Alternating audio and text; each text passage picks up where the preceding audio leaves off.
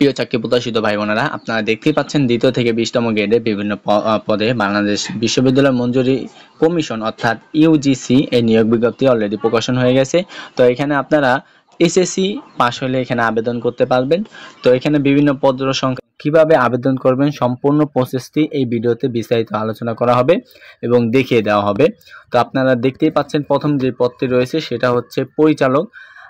তো আমরা একটু নিচে থেকে উপরে উঠব, কারণ আমরা প্রথমে অফিস সহায়ক নিয়ে আলোচনা করব। অফিস সহায়ক এটা বেতন হচ্ছে 20তম গ্রেডে, আর এখানে পদসংখ্যা রয়েছে 10টি। তো এখানে অবশ্যই কিন্তু এইচএসসি পাস করা লাগবে আর জিপিএ থাকা লাগবে 2.50, তাহলে আপনি এখানে আবেদন করতে পারবেন। তারপর হচ্ছে গাড়ি চালক, এটা হচ্ছে 16 গ্রেডের চাকরি, 9,300 টাকা থেকে বেতন শুরু।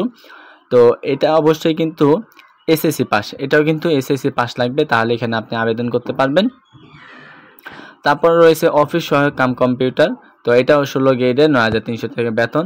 তো এখানে পদসংখ্যা রয়েছে অনেকগুলো, 10টি পদসংখ্যা রয়েছে। আর এখানে অবশ্যই কিন্তু আপনার কোনো স্বীকৃত বিশ্ববিদ্যালয় হতে স্নাতক সম্মান অথবা স্নাতক ডিগ্রি লাগবে ও এসএসসি ও এইচএসসিতে জিপিএ অবশ্যই 3.25 থাকা লাগবে, আর স্নাতকে 2.50 থাকতে হবে।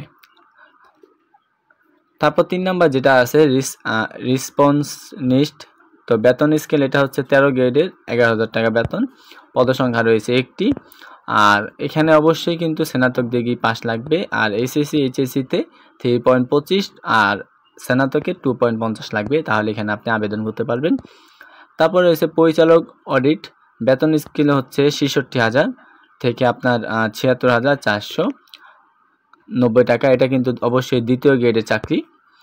আর এখানে অবশ্যই বয়স থাকা লাগবে 55। কোনো স্বীকৃত বিশ্ববিদ্যালয় থেকে বাণিজ্য স্নাতক সম্মান পাশ করলে আপনি এখানে আবেদন করতে পারবেন। আর অবশ্যই কিন্তু এখানে আপনাকে অভিজ্ঞতা থাকা লাগবে, কারণ অভিজ্ঞতা যাদের বেশি তারাই কিন্তু এখানে অগ্রাধিকার বেশি পাবে। তারপর রয়েছে আপনার এখানে 1 নম্বরে পরিচালক ইন্টারন্যাশনাল কোলাবোরেশন, তো এখানে বেতন এটাও সেম একই, এটাও দ্বিতীয় গ্রেডে 66,000 থেকে শুরু বেতন।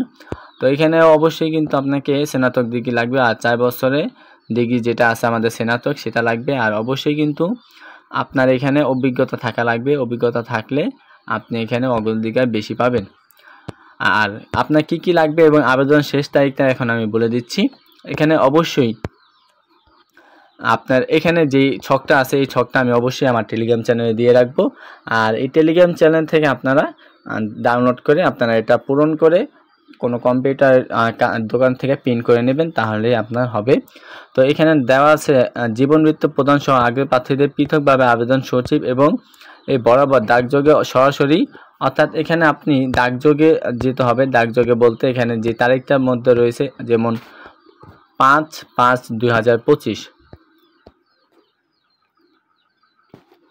অর্থাৎ এখানে 5 জুন 2025-এর মধ্যে আপনাকে আগারগাঁও শেরেবাংলা নগর যেতে হবে, যেটা অবস্থিত বাংলাদেশ বিশ্ববিদ্যালয় যেখানে অবস্থিত সেখানে আপনাকে গিয়ে পৌঁছাতে হবে, অথবা আপনি ডাকযোগের মাধ্যমে কিন্তু আপনার আবেদনপত্রটি পাঠাতে পারেন। তো আবেদনপত্রটি পাঠানোর আগে আপনাকে এই ফর্মটা পূরণ করতে হবে, যেমন জীবনভিত্তিক আপনার নাম ঠিকানা যেগুলো আছে এই অনুযায়ী আপনি পূরণ করবেন। পূরণ করে কি করবেন, এটা আপনি দিয়ে দিবেন, ওকে, তাহলেই হবে।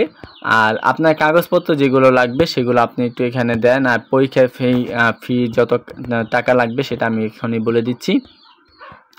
এখানে দেখেন 1 থেকে 2 নং যেটা আছে সেটা হচ্ছে 200 টাকা ফি, 1 থেকে 2 নং 200 টাকা, 3 থেকে 5 নংদের জন্য 100 টাকা, এবং 6 থেকে 6 নাম্বার যেটা আছে সেটা হচ্ছে 50 টাকা, অর্থাৎ অফিস সহায়ক যেটা আছে সেটা আবেদন করতে 50 টাকা লাগবে, এবং 3 থেকে 4 পর্যন্ত যেটা সেটা 100 টাকা লাগবে আবেদন ফি। আর সকল পরীক্ষার সনদপত্র সত্যায়িত করা লাগবে, সত্যায়িত কিন্তু লাগবে, না হলে কিন্তু হবে না। ফটোকপি যেটা আছে সেটা সত্যায়িত করে নেবেন। প্রশংসাপত্র আর অভিজ্ঞতা থাকলে অভিজ্ঞতা সনদপত্র, পরে ইউনিয়ন চেয়ারম্যানের পরিষদে যেই আমাদের সার্টিফিকেটটা দেয়, তারপর নাগরিক সার্টিফিকেট, জাতীয় পরিচয়পত্র, আর মুক্তিযোদ্ধা কোটা থাকলে সেই কোটাটা আপনাকে অবশ্যই নিতে হবে, ওকে। আর এগুলো সব একটি খামের মাধ্যমে, একটি 10 টাকার যে খাম আছে বাজার বিক্রি করে সেই খামে ভরে আপনাকে দিয়ে দিতে হবে। আর এখানে অবশ্যই কিন্তু আপনি 2 কপি ছবি দিয়ে দিবেন।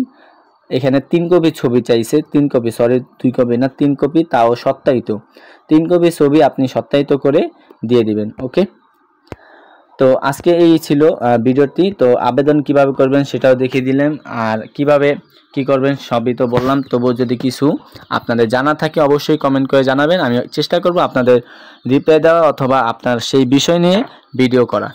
ধন্যবাদ সবাইকে।